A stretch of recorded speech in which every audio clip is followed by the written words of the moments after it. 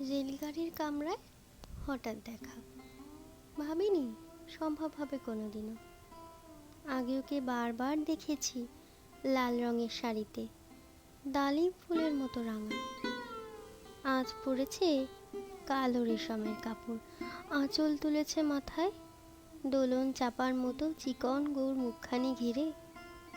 মনে হলো কালো রঙের একটা গভীর দূরত্ব ঘনিয়ে নিয়েছে নিজের চারদিকে।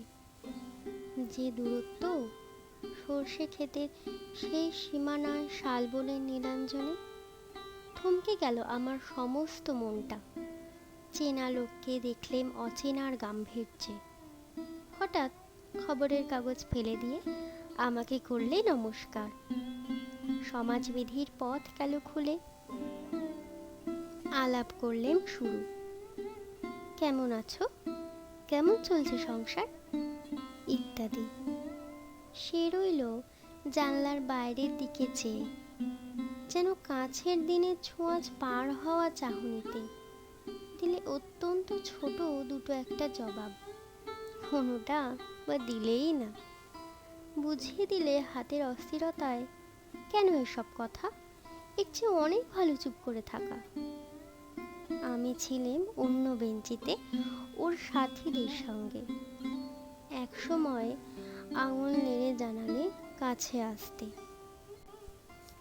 মনে হলো কম সাহস নয়। বসলুম ওর এক বেঞ্চিতে। গাড়ির আওয়াজের আড়ালে বললে মৃদু স্বরে, কিছু মনে করো না, সময় কোথায় সময় নষ্ট করবার।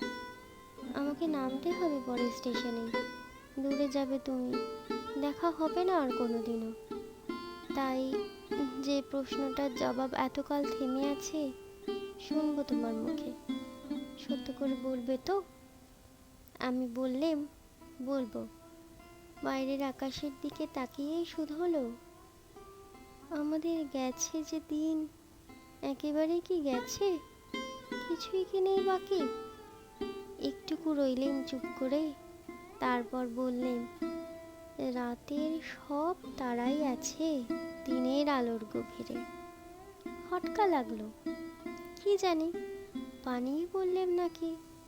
ও বললে, থাক এখন যাও ওদিকে।